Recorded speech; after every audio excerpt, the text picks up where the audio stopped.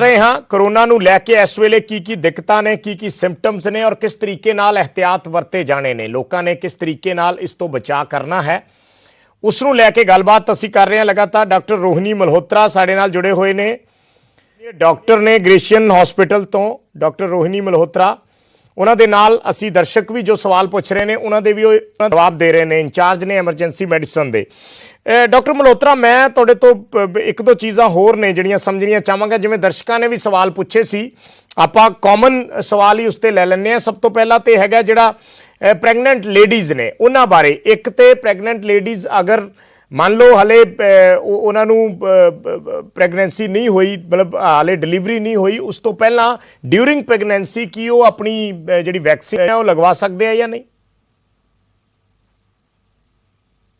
देखो जो प्रेगनेंसी अगर किसी को हुआ है तो अब ऑब्वियसली मतलब बेबी डिलीवर होने के बाद उन्होंने फीड करना है तो उसमें हम जो वही बात आ गई जो लैक्टेटिंग मदर्स हैं लैक्टेटिंग मदर्स में हम वैक्सीन को अवॉइड करते हैं तो वैक्सीन हम जो है लैक्टेटिंग मदर्स के लिए हम अवॉइड करेंगे तो प्रेगनेंसी में आपको अभी वैक्सीनेशन लेने की जरूरत नहीं है।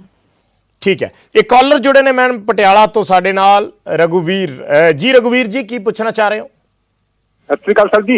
सत श्री अकाल जी की पूछना चाह रहे हो दसो सर मेरी मेरी मेरी पत्नी ਨੂੰ ਹਾਂਜੀ ਉਹ ਬ੍ਰੈਸਟ ਕੈਂਸਰ ਹੋਇਆ ਸੀ ਹਾਂਜੀ ਉਹਨਾਂ ਦਾ ਸਕਸੈਸਫੁਲੀ ਟ੍ਰੀਟਮੈਂਟ ਹੋਇਆ ਸੀ ਸੰਗਰੂਰ ਦੇ ਟਾਟਾ ਹਸਪੀਟਲ ਤੋਂ ਠੀਕ ਹੈ ਜੀ ਤੇ ਹੁਣ ਉਹਨਾਂ ਨੂੰ 5 ਸਾਲ ਵਾਸਤੇ ਜੋ ਦਵਾਈ ਲੱਗਦੀ ਹੈ ਇੱਕ ਦੋ ਗੋਲੀ ਖਾਣ ਦੀ ਉਹ ਲੱਗੀ ਹੋਈ ਹੈ ਦਵਾਈ ਜੀ ਮੈਂ ਜਾਣਨਾ ਇਹ ਚਾਹੁੰਦਾ ਜੀ ਵੀ ਉਹ ਵੈਕਸੀਨ ਦਾ ਟੀਕਾ ਲਗਵਾ ਸਕਦੇ ਹੋ ਕਿ ਨਹੀਂ डॉक्टर साहब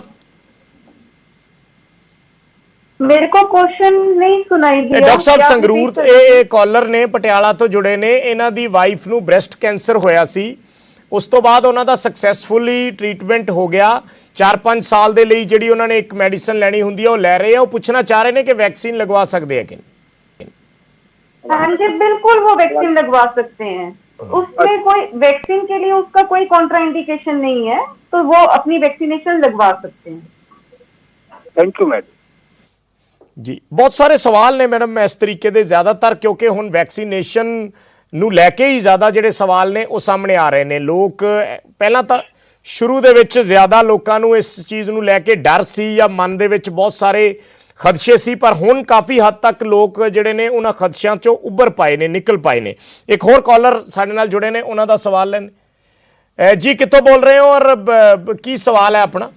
सर मेरा नाम रिक्की महंता है मैं रायकोट तो बोलदा हाँ जी हाँ जी जिस तरह मैं कल भी थोड़ी न्यूज़ देखी सी ਉਹਦੇ ਡਾਕਟਰ ਸਾਹਿਬ ਬੈਠੇ ਸੀਗੇ जी ਉਹਨਾਂ ਨੇ ਦੱਸਿਆ ਸੀਗਾ ਵੀ ਜਿਹੜੇ ਕਰੋਨਾ ਪੋਜ਼ਿਟਿਵ ਹੋ ਜਾਂਦਾ ਬੰਦਾ ਮੰਨ ਲਓ ਵੀ ਉਹਨੇ ਜੋ ਵੈਕਸੀਨੇਸ਼ਨ ਲਵਾਉਣੀ ਹੁੰਦੀ ਆ ਤਾਂ ਵੈਕਸੀਨੇਸ਼ਨ 28 ਦਿਨਾਂ ਬਾਅਦ ਲਵਾ ਸਕਦਾ ਜੇ ਕਰੋਨਾ ਪੋਜ਼ਿਟਿਵ ਹੋਵੇ ਹਾਂਜੀ ਪਰ ਜਿਵੇਂ ਹੁਣ ਇਹ ਵੈਕਸੀਨੇਸ਼ਨ ਸ਼ਹਿਰਾਂ ਦੇ ਵਿੱਚ ਉਹਦੀ ਟੈਸਟਿੰਗ ਤਾਂ ਹੋ ਨਹੀਂ ਰਹੀ ਹੈਗੀ ਸਿੱਧੀ ਵੈਕਸੀਨੇਸ਼ਨ ਲੱਗ ਰਹੀ ਆ ਤਾਂ ਉਹ ਕਿਵੇਂ ਪਤਾ ਲੱਗੂ ਕਰੋਨਾ ਪੋਜ਼ਿਟਿਵ ਆ ਜਾਂ ਨਹੀਂ ਹੈਗਾ ਉਹ ਤਾਂ ਤੁਹਾਨੂੰ ਖੁਦ ਨੂੰ ਸੋਚਣਾ ਪਏਗਾ ਨਾ ਜੀ ਜੇ ਤੁਹਾਨੂੰ ਸਿੰਪਟਮਸ ਹੈਗੇ ਨੇ ਤਾਂ ਤੁਸੀਂ ਆਪਣਾ ਟੈਸਟ ਕਰਵਾਓ ਜੇ ਤੁਸੀਂ ਸਿੰਪਟਮਸ ਹੋਣ ਦੇ ਬਾਵਜੂਦ ਵੀ ਟੈਸਟ ਨਹੀਂ ਕਰਵਾਉਂਦੇ ਜੇ ਮੈਨੂੰ ਲੱਗਦਾ ਡਾਕਟਰ ਰੋਹਿਣੀ ਜ਼ਿਆਦਾ ਦੱਸ ਸਕਦੇ ਨੇ ਇਸ ਤੇ ਹੋਰ ਡਾਕਟਰ ਰੋਹਿਣੀ ਇਹ ਪੁੱਛਣਾ ਚਾਹ ਰਹੇ ਨੇ ਵੀ ਜੇ ਅਸਿम्प्टोमैटिक ਹੈ ਬਹੁਤ ਲੋਕ ਫਿਰ ਵੀ ਪੋਜ਼ਿਟਿਵ ਹੁੰਦੇ ਨੇ ਕਰੋਨਾ ਜਿਹੜੀ ਵੈਕਸੀਨ ਆ ਉਹ ਫਿਰ ਵੀ ਲੱਗੀ ਜਾ ਰਹੀ ਹੈ ਤਾਂ ਉਹ ਥੋੜੇ ਕੰਫਿਊਜ਼ ਨੇ ਕਿ किस तरीके ਨਾਲ पता लगेगा फिर? देखो अगर आप एसिम्प्टोमेटिक हो लेकिन कोविड का टेस्ट तो करवाना जरूरी है ठीक है कोविड अगर आपको लगता है कि आप किसी के कांटेक्ट में आए हो तो आप इन्फेक्शन तो हमारा अगर हमें हो सकता है हमें कोविड का मतलब इन्फेक्शन हुआ है और हमें कोई सिम्टम्स नहीं आ रहे हैं लेकिन हम जितने लोगों के कांटेक्ट में जा रहे हैं हम उनको वायरस दे रहे हैं तो उनको तो वो वायरस जो है उनको इफेक्ट कर सकता है स्पेशली जो एल्डरली पेशेंट्स हैं उनको कर सकता है तो हमें ऑब्वियसली पहले क्या कहते हैं कोरोना का टेस्ट करवा लेना चाहिए अगर आपको कोई भी सिम्टम्स लगते हैं अगर आपका टेस्ट पॉजिटिव आता है उसमें आपको वैक्सीनेशन की जरूरत नहीं है लेकिन अगर आपका टेस्ट नेगेटिव आता है तो आप वैक्सीनेशन के लिए जा सकते हो। अगर डॉक्टर साहब किसी ਨੂੰ ड्यूरिंग कोविड भी वैक्सीनेशन लग गई मान लो किसी ਨੂੰ पता नहीं कोई पॉजिटिव है हर बंदा टेस्ट करवा के वैक्सीन लगवाउण नहीं जाता मान लो कोई पॉजिटिव है उसਨੂੰ वैक्सीन लग गई कोई कॉम्प्लिकेशंस आउंदियां? कोई कॉम्प्लिकेशंस नहीं है उसमें अगर कोई सिम्टम्स नहीं है और आपने वैक्सीन लगवा दी तो उसमें कोई हार्म नहीं है आप लगवा सकते हो। ठीक है sir, thank you so much. ठीक है अगले कॉलर ਅਸੀਂ ਲੈਣੇ ਆ, ਇੱਕ ਹੋਰ ਕਾਲਰ ਜੁੜੇ ਨੇ। ਹਾਂਜੀ, ਕਿੱਥੋਂ ਬੋਲ ਰਹੇ ਹੋ ਔਰ ਕੀ ਸਵਾਲ ਕੀ ਹੈ ਆਪਣਾ? ਹੈਲੋ, ਹਾਂਜੀ ਹਾਂਜੀ, ਆਪਣਾ ਨਾਮ ਦੱਸੋ ਔਰ ਸਵਾਲ ਦੱਸੋ ਜੀ। ਰਵਿੰਦਰ ਸਿੰਘ ਅਜੀਤ ਤਵਾ ਮੰਡੀ ਤੋਂ ਬੋਲਦਾ ਜੀ। ਹਾਂਜੀ ਹਾਂਜੀ, ਦੱਸੋ ਜੀ। ਕਿ ਸਾਹ ਦੀ ਪ੍ਰੋਬਲਮ ਆ ਜੀ, ਇਹ ਟੀਕਾ ਲਵਾ ਸਕਦੇ ਅਸੀਂ ਜੀ?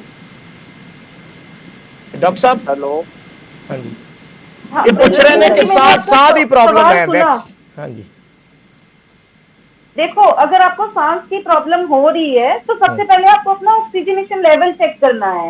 ठीक है, ऑक्सीजन लेवल अगर आपका ड्रॉप कर रहा है तो ऑक्सीजन की जरूरत है। ऐसा नहीं है कि कभी कभी इंसान पैनिक सिचुएशन में भी ब्रीदिंग डिफिकल्टी हो सकती है कि आपको टेंशन है, वैक्सीन ਦਾ ਵੀ ਪੁੱਛ ਰਹੇ ਨੇ, ਵੈਕਸੀਨ ਦਾ ਵੀ ਪੁੱਛ ਰਹੇ ਨੇ ਕਿ ਅਗਰ ਕਿਸੇ ਨੂੰ ਕੋਈ ਅਸਥਮੈਟਿਕ ਹੈ ਪੇਸ਼ੈਂਟ ਤਾਂ ਉਹ ਵੈਕਸੀਨ ਲਗਵਾ ਸਕਦਾ ਹੈ ਕਿ ਨਹੀਂ? अगर एस्थमेटिक पेशेंट है तो सांस की प्रॉब्लम है तो आप वैक्सीन लगवा सकते हो, उसमें कोई वैक्सीन का कॉन्ट्राइंडिकेशन नहीं है। ठीक है ठीक है। लुधियाना तो एक कॉलर जुड़े ने, विशाल जी। विशाल, की पूछना चाह रहे हो? हाँ जी सर, जे किसी ਨੂੰ कोरोना पॉजिटिव हो गया ਤੇ ਉਹ ਟੈਸਟ ਵੀ ਪੋਜ਼ਿਟਿਵ ਹੈ ਤੇ ਕਿ ਉਹ ਵੈਕਸੀਨ ਲਗਵਾ ਸਕਦੇ ਨੇ? देखो, जे ਤਾਂ ਪਤਾ ਹੈ ਫਿਰ ਤੇ ਨਹੀਂ ਲਗਵਾਣੀ, ਫਿਰ ਤੇ ਰੁਕ ਜਾਓ। ਕਈਆਂ ਨੂੰ ਪਤਾ ਨਹੀਂ ਆ, ਜੇ ਤੁਹਾਨੂੰ ਕੋਈ ਸਿੰਪਟਮ ਨਹੀਂ, ਜੇ ਤੁਹਾਨੂੰ ਪਤਾ ਹੀ ਨਹੀਂ ਤੇ ਫਿਰ ਲੱਗ ਵੀ ਜਾਵੇ ਉਸ ਦਾ ਕੋਈ ਹਾਰਮ ਨਹੀਂ ਹੈ। ਅਸੀਂ ਇਹੀ ਸਵਾਲ ਪਹਿਲਾਂ ਡਾਕਟਰ ਸਾਹਿਬ ਤੋਂ ਪੁੱਛ ਰਹੇ ਸੀ। ਨਹੀਂ ਪਰ ਉਹ ਤਾਂ ਸਰ ਤੁਸੀਂ ਪੁੱਛ ਰਹੇ ਸੀ, ਬਟ ਜੇ ਕੰਪਲਿਕੇਸ਼ਨ ਆ ਸਕਦੀ ਹੈ ਜੇ ਪੋਜ਼ਿਟਿਵ ਹੋਵੇ ਤੇ ਫਿਰ ਵੀ ਲੱਗ ਗਈ? देखो, अगर कोई पेशेंट कोविड पॉजिटिव है उसके अंदर अपने आप एंटीबॉडीज बन ही जाती हैं। ठीक है, तो वो 3-4 महीने तक वो जो वायरस आपका मतलब जो है उससे एंटीबॉडीज जो है वो फाइट कर सकती हैं। तो आपको उसमें वैक्सीनेशन एकदम से लगवाने की जरूरत नहीं है। लेकिन अगर आप मतलब अगर आप पॉजिटिव हो तो उसमें वैक्सीनेशन का कोई रोल नहीं है उस टाइम पे, तो उसमें आपको 4 या 6 महीने के बाद जरूरत पड़ सकती है वैक्सीन लगवाने की। ਉਸ ਨਾਲ ਟਾਈਮ ਉਨਾ ਹੀ ਲੰਮਾ ਟਾਈਮ ਮਿਲ ਜਾਏਗਾ। ਬੇਸਿਕਲੀ ਤੁਹਾਡੇ ਕਹਿਣ ਦਾ ਮਤਲਬ ਇਹ ਹੈ ਡਾਕਟਰ ਸਾਹਿਬ। ਇੱਕ ਹੋਰ ਕਾਲਰ ਜੁੜੇ ਨੇ, ਇੱਕ ਹੋਰ ਕਾਲਰ ਅਸੀਂ ਅਗਲੇ ਕਾਲਰ ਲੈਣੇ ਹਾਂ। ਹਾਂਜੀ, ਕਿੱਥੋਂ ਬੋਲ ਰਹੇ ਹੋ ਔਰ ਆਪਣਾ ਸਵਾਲ ਦੱਸੋ ਜੀ। ਮੇਰਾ ਨਾਮ ਰਕੇਸ਼ ਕੁਮਾਰ ਹੈ ਜੀ, ਜ਼ਿਲ੍ਹਾ ਸੰਗਰੂਰ ਤੋਂ ਬੋਲਦਾ। ਹਾਂਜੀ ਹਾਂਜੀ, ਰਕੇਸ਼ ਜੀ ਦੱਸੋ। ਹਾਂਜੀ ਸਰ, ਸਾਡੇ ਨਾ ਸੰਗਰੂਰ ਦੇ ਵਿੱਚ ਟੈਸਟਿੰਗ ਤਾਂ ਚਲੋ ਘੱਟ ਹੋ ਰਹੀ ਹੈ ਹਲੇ ਜੀ। ਜੇ ਟੀਕਾ ਵਗੈਰਾ ਦਾ ਕਰ ਸਕਦੇ ਆਪਾਂ, ਕਿ ਇਹ ਪ੍ਰਧਾਨ ਮੰਤਰੀ ਦੇ ਮੋਦੀ ਜੀ ਨੇ ਕਿਹਾ ਸੀ ਕਿ 1 ਤਰੀਕ ਤੋਂ ਬਾਅਦ ਕਰ ਸਕਦੇ ਆ, ਉਸ ਤੋਂ ਪਹਿਲਾਂ ਲੱਗ ਸਕਦਾ 28-30 ਉਮਰ ਦੇ ਤੱਕ? ਨਹੀਂ ਜੀ, 1 ਤਰੀਕ ਦਾ ਜਿਹੜਾ ਸਮਾਂ ਦਿੱਤਾ ਉਹ 1 ਤੋਂ ਬਾਅਦ ਹੀ ਲੱਗੇਗਾ। ਹੋ ਸਕਦਾ ਥੋੜਾ ਜਿਹਾ ਉਸ ਦੇ ਵਿੱਚ ਡਿਲੇ ਵੀ ਹੋ ਜਾਏ ਕਿਉਂਕਿ ਵੈਕਸੀਨ ਜਿਹੜੀ ਹੈ ਹਲੇ ਪਹੁੰਚ ਨਹੀਂ ਰਹੀ ਓਨੀ ਮਾਤਰਾ ਦੇ ਵਿੱਚ। ਸੋ ਇਸ ਕਰਕੇ ਜਿਵੇਂ ਵੈਕਸੀਨ ਪਹੁੰਚੂਗੀ ਫੇਰ ਹੀ ਉਵੇਂ ਲੱਗਣਾ ਸ਼ੁਰੂ ਹੋਊਗਾ, ਕਿਉਂਕਿ ਬਹੁਤ ਜ਼ਿਆਦਾ ਵੱਡੇ ਪੱਧਰ ਤੇ ਰਜਿਸਟ੍ਰੇਸ਼ਨ ਹੋ ਰਹੀ ਹੈ ਔਰ ਉਸ ਦੇ ਵੀ ਹਲੇ ਉਸ ਦੇ ਕੀ ਨੋਰਮਸ ਨੇ, ਉਸ 'ਚ ਕਈ ਸਾਰੀਆਂ ਕਨਫਿਊਜ਼ਨਸ ਨੇ। ਉਹ ਅਸੀਂ ਕਲੀਅਰਿਟੀ ਦੇਵਾਂਗੇ ਆਪਣੇ ਦਰਸ਼ਕਾਂ ਦੇ ਨਾਲ, ਇਸੇ ਵਿੱਚ ਗੱਲਬਾਤ ਕਰਕੇ ਸਾਰਾ ਕਲੀਅਰ ਕਰ ਦਾਂਗੇ 1-2 ਦਿਨਾਂ ਦੇ ਵਿੱਚ। ਪਰ 1 ਤੋਂ ਪਹਿਲਾਂ ਤੁਸੀਂ ਅਗਰ 45 ਤੋਂ ਘੱਟ ਉਮਰ ਦੇ ਹੋ ਤਾਂ 1 ਤਰੀਕ ਤੋਂ ਪਹਿਲਾਂ ਨਹੀਂ ਲੱਗੇਗੀ। ਅਗਲੇ ਕਾਲਰਸ ਅਸੀਂ। ਹਾਂਜੀ, ਕਿੱਥੋਂ ਬੋਲ ਰਹੇ ਹੋ ਔਰ ਆਪਣਾ ਸਵਾਲ ਦੱਸੋ ਜੀ। ਹਾਂ, ਵਿਜੇਪਾਲ ਬਰਾੜ ਜੀ। ਹਾਂਜੀ ਸਰ ਨਮਸਕਾਰ ਜੀ। ਹਾਂਜੀ ਹਾਂਜੀ, ਦੱਸੋ ਜੀ। ਸਰ ਮੈਂ ਮਲੋੜ ਤੋਂ ਬੋਲਦਾ। ਹਾਂਜੀ ਸਰ ਮੈਂ ਪੁੱਛਣਾ, ਮੇਰੀ ਉਮਰ 56 ਹੈ ਤੇ ਹਾਰਟ ਦੀ ਦਿੱਕਤ ਹੈ ਮੈਨੂੰ ਜੀ, ਤੇ ਵੈਕਸੀਨ ਲਗਵਾ ਸਕਦੇ ਹੈ ਕਿ ਨਹੀਂ? ਇੱਕ ਨਾੜੀ ਬਲੌਕ है जी। डॉक्टर साहब बिल्कुल लगवा सकते हो। यही चीज मैं आपको बार बार समझाना चाह रही हूँ। हमारे पास ज्यादातर क्वेश्चन यही आ रहे हैं, यही आ रहे हैं मैम, ज्यादा सवाल या किसी को कोई कैंसर है या कोई वो उससे रिकवर हो चुका है तो आप वैक्सीनेशन के उसके कोई साइड इफेक्ट तो नहीं है। तो मैं आपको यही बताना चाहती हूँ कि वैक्सीनेशन के कोई साइड इफेक्ट नहीं है। आप वैक्सीनेशन लगवाइए, जितना ज्यादा हम अपनी पॉपुलेशन को वैक्सीनेट कर पाएंगे उतना ही अच्छा होगा जी। अगले कॉलर ਸਾਡੇ ਨਾਲ ਇੱਕ ਹੋਰ ਜੁੜੇ ਨੇ। ਹਾਂਜੀ, ਕਿਹੜੀ ਜਗ੍ਹਾ ਤੋਂ ਬੋਲ ਰਹੇ ਹੋ ਔਰ ਆਪਣਾ ਸਵਾਲ ਦੱਸੋ ਜੀ। ਸਰ ਮੈਂ ਸੰਗਰੂਰ ਤੋਂ ਬੋਲ ਰਿਹਾ, ਮਨਿੰਦਰ ਸਿੰਘ। ਹਾਂਜੀ, ਮੈਨੂੰ ਸਕਿਨ ਐਲਰਜੀ ਹੈ, ਮੈਂ ਐਂਟੀ ਐਲਰਜੀ ਟੈਬਲੇਟ ਹਰ ਰੋਜ਼ ਖਾਣਾ। ठीक है, ਕੀ ਮੈਂ ਵੈਕਸੀਨ ਲਵਾ ਸਕਦਾ? डॉक्टर साहब देखो, ये इसमें मैं ये बताना चाहूंगी, बहुत सारे पेशेंट्स ऐसे हैं जो एलर्जिक होते हैं। ठीक है, तो अगर आपको एलर्जी किसी चीज से है तो जरूरी नहीं है कि वैक्सीनेशन से भी आपको एलर्जी हो सकता है। हर किसी को कोई किसी फूड से एलर्जी है या किसी ड्रग से, कोई मेडिसिन से एलर्जी है, तो वो एक अलग मुद्दा है। तो लेकिन वैक्सीनेशन इंपॉर्टेंट है, वो हमें करनी है। अगर कोई एलर्जी के सिम्टम्स उसके बाद आते हैं तो हम रुक सकते हैं, या उसकी मेडिकेशंस जो है एलर्जी की वो हम दे सकते हैं। इसीलिए हम वैक्सीनेशन के बाद कोई भी पेशेंट ਜਿਹੜਾ ਐਲਰਜਿਕ ਹੈ ਕਿ ਉਸ ਨੂੰ ਵੈਕਸੀਨ ਲਗਵਾਉਣ ਤੋਂ ਪਹਿਲਾਂ ਆਪਣੇ ਡਾਕਟਰ ਨਾਲ ਕੰਸਲਟੇਸ਼ਨ ਜ਼ਰੂਰੀ ਹੈ, ਜੋ ਲੋਕਲ ਡਾਕਟਰਸ ਜਿਸ ਕੋਲੋਂ ਵੀ ट्रीटमेंट ਚੱਲਦਾ ਹੋਵੇ। हाँ जी, बिल्कुल कर सकते हैं, क्योंकि उससे आपका जो पैनिक सिचुएशन है, जो आपको लगता है कि ये प्रॉब्लम हो सकती है, वो आपको अच्छी काउंसलिंग करेंगे तो आप बेझिझक होके जाके अपनी वैक्सीनेशन आराम से करवा सकते हैं। बिल्कुल ठीक, बिल्कुल ठीक। अगले कॉलर लेने ਅਸੀਂ। ਹਾਂਜੀ, ਕਿਹੜੀ ਜਗ੍ਹਾ ਤੋਂ ਬੋਲ ਰਹੇ ਹੋ ਔਰ ਆਪਣਾ ਸਵਾਲ ਦੱਸੋ ਜੀ। ਮੈਂ ਮੋਹਾਲੀ ਤੋਂ ਬੋਲ ਰਿਹਾ ਜੀ, ਅਮਰਜੀਤ ਸਿੰਘ। ਹਾਂਜੀ ਹਾਂਜੀ ਅਮਰਜੀਤ ਜੀ ਦੱਸੋ। ਹਾਂ ਸਰ, ਮੇਰਾ ਇੱਕ ਸਵਾਲ ਹੈਗਾ ਕਿ ਜਿਵੇਂ ਘਰ ਦੇ ਵਿੱਚ ਕੋਈ ਕੋਵਿਡ ਪੇਸ਼ੈਂਟ ਹੈਗਾ ਜੀ, ਅੰਡਰ ਟ੍ਰੀਟਮੈਂਟ ਹੈ ਜੀ। ਹੈਲੋ। ਹਾਂਜੀ ਹਾਂਜੀ ਦੱਸੋ ਜੀ। ਮੈਂ ਜੀ ਮੋਹਾਲੀ ਤੋਂ ਬੋਲਦਾ ਜੀ। ਤੁਸੀਂ ਆਪਣੀ ਗੱਲ ਦੱਸੋ ਜੀ, ਸਵਾਲ ਸਾਨੂੰ ਆ ਰਹੀ ਹੈ ਆਵਾਜ਼ ਤੁਹਾਡੀ। ਹਾਂਜੀ ਹਾਂ, ਜਿਵੇਂ ਕੋਈ ਜਿਸ ਤਰ੍ਹਾਂ ਕੋਈ ਪੇਸ਼ੈਂਟ ਅਗਰ ਪੋਜ਼ਿਟਿਵ ਹੈ ਘਰ ਦੇ ਵਿੱਚ, ਆਈਸੋਲੇਸ਼ਨ ਤੇ ਹੈਗਾ ਜੀ, ਤੇ ਉਹਦਾ ਆਈਸੋਲੇਸ਼ਨ ਦਾ ਸਮਾਂ ਪੂਰਾ ਹੋ ਗਿਆ, ਉਹ ਆਈਸੋਲੇਸ਼ਨ ਐਂਡ ਕਿਵੇਂ ਕਰਨਾ ਹੈ ਤੇ ਉਹਦੀ ਨੋਰਮਲ ਫੈਮਿਲੀ 'ਚ ਮਿਕਸਿੰਗ ਕਿਵੇਂ ਕਰਨੀ ਹੈ ਬਾਅਦ ਜੀ। ਡਾਕਟਰ ਸਾਹਿਬ अगर सवाल थानू सुनिया होवे। हाँ जी, जो मेरे को बात उनकी समझ में आती है, वो कहते हैं कि अगर कोविड आइसोलेशन का समय पूरा हो जाता है, हाँ जी, तो हाँ उसमें जी, कोई बात नहीं। जब पेशेंट का जब इन्फेक्शन रिकवर हो जाता है, तो पेशेंट बाहर जा सकता है और वो आपके साथ आराम से बैठ सकते हैं, उसमें कोई दिक्कत नहीं होनी। आम तौर पे मैम किन्ने दिनों बाद होंदा है जी? मोटे तौर पे अगर मैं देसी भाषा च पूछना चाहवां तो किन्ने दिनों बाद पेशेंट अपनी फैमिली दे कोल बैठ सकदा है जे तुहाडी रिपोर्ट पॉजिटिव आउण तो किन्ने दिन बाद?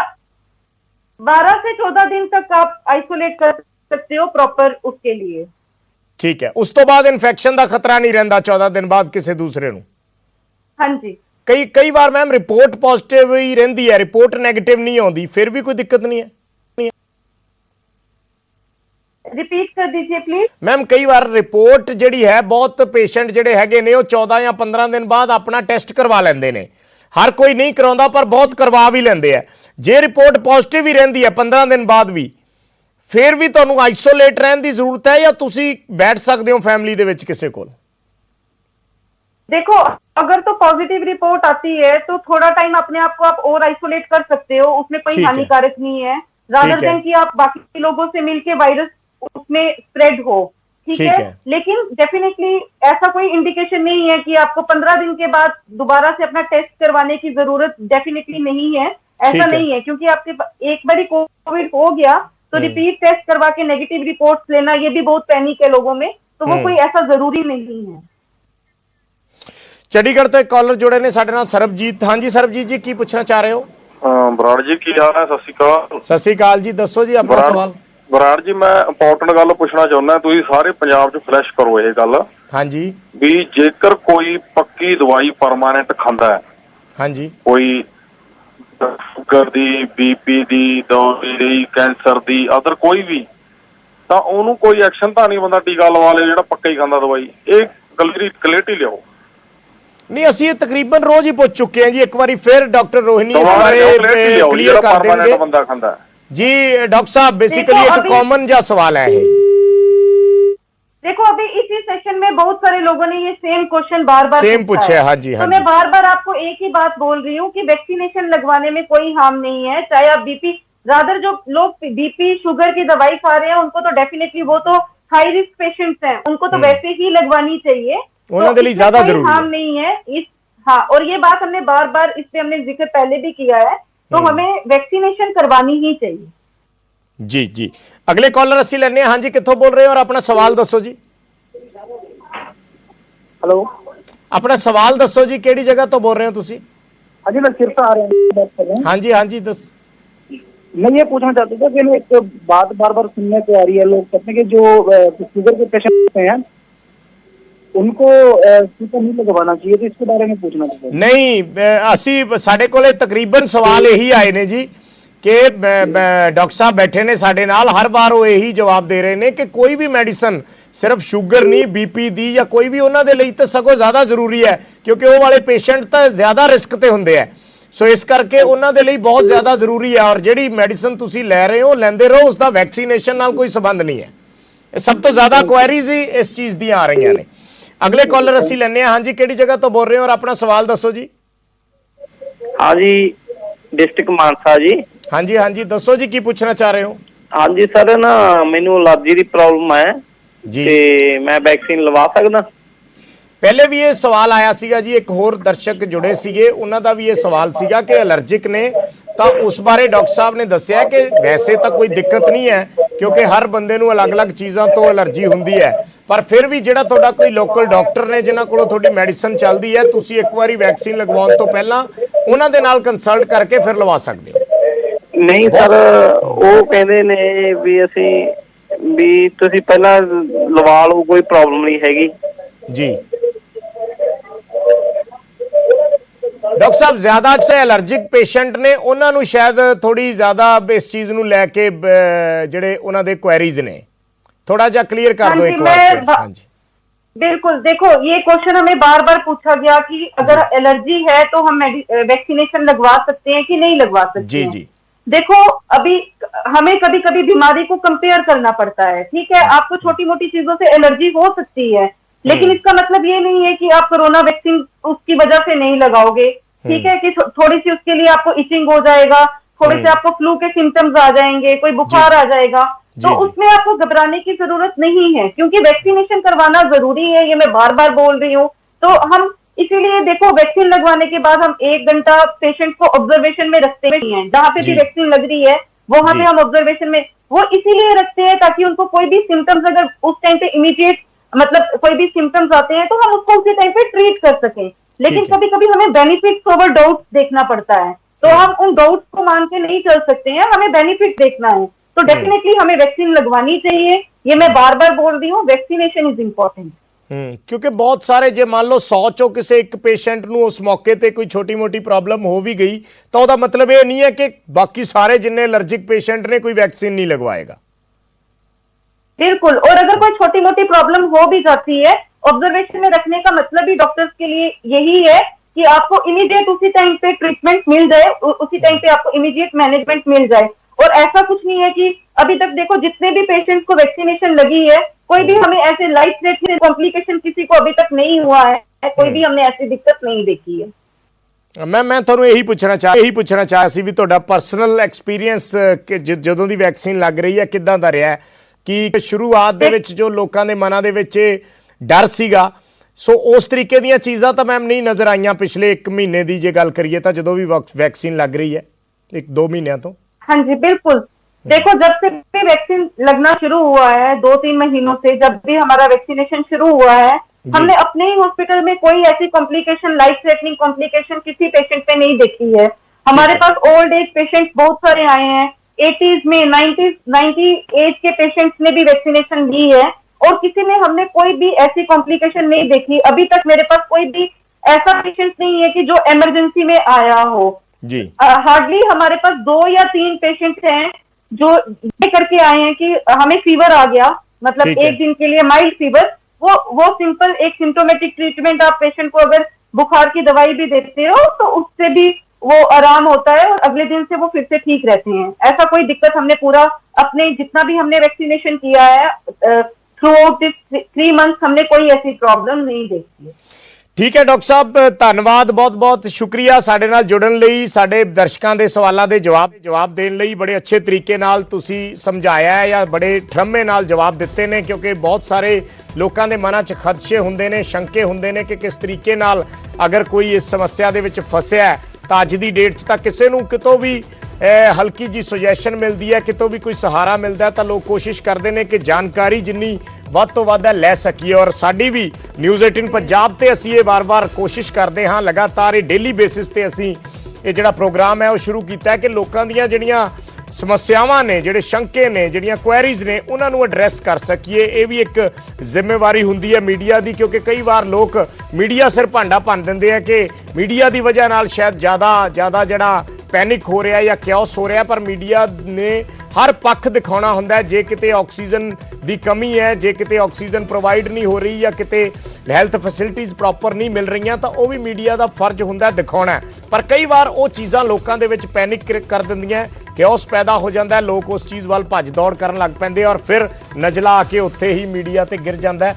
ਇਸ ਕਰਕੇ ਹਰ ਪੱਖ ਜਿਹੜਾ ਦਿਖਾਉਣਾ ਉਹ ਜ਼ਰੂਰੀ ਹੁੰਦਾ ਹੈ, ਪਰ ਫਿਰ ਵੀ ਅਸੀਂ ਨਿਊਜ਼ 18 ਪੰਜਾਬ ਤੇ ਵਾਰ-ਵਾਰ ਇਹ ਦਰਸ਼ਕਾਂ ਨੂੰ ਅਪੀਲ ਕਰਦੇ ਹਾਂ ਕਿ ਬਿਲਕੁਲ ਵੀ ਪੈਨਿਕ ਦੀ, ਘਬਰਾਉਣ ਦੀ ਜ਼ਰੂਰਤ ਨਹੀਂ ਹੈ। ਠਰਮੇ ਨਾਲ ਅਗਰ ਕਿਸ ਦਾ ਟੈਸਟ ਪੋਜ਼ਿਟਿਵ ਵੀ ਆ ਜਾਂਦਾ ਹੈ ਤਾਂ ਆਰਾਮ ਨਾਲ ਆਪਣੇ ਘਰੇ ਹੀ ਉਸ ਦਾ ਇਲਾਜ ਕਰੋ ਔਰ ਅਗਰ ਕੰਪਲਿਕੇਸ਼ਨਸ ਆਉਂਦੀਆਂ ਨੇ ਤਾਂ ਹੀ ਹਸਪੀਟਲ ਦਾ ਰੁਖ ਕੀਤਾ ਜਾਵੇ। ਇੱਕਦਮ ਹਰ ਪੇਸ਼ੈਂਟ ਨੂੰ ਹਸਪਤਾਲ ਜਾਣ ਦੀ ਜ਼ਰੂਰਤ ਨਹੀਂ ਹੁੰਦੀ ਔਰ ਸਭ ਤੋਂ ਵੱਡੀ ਗੱਲ ਕਿ ਇਹਤਿਆਤ ਵਰਤਨੇ ਲਾਜ਼ਮੀ ਨੇ, ਤਾਂ ਹੀ ਇਸ ਬਿਮਾਰੀ ਦੇ ਨਾਲ ਲੜਿਆ ਜਾ ਸਕਦਾ ਹੈ।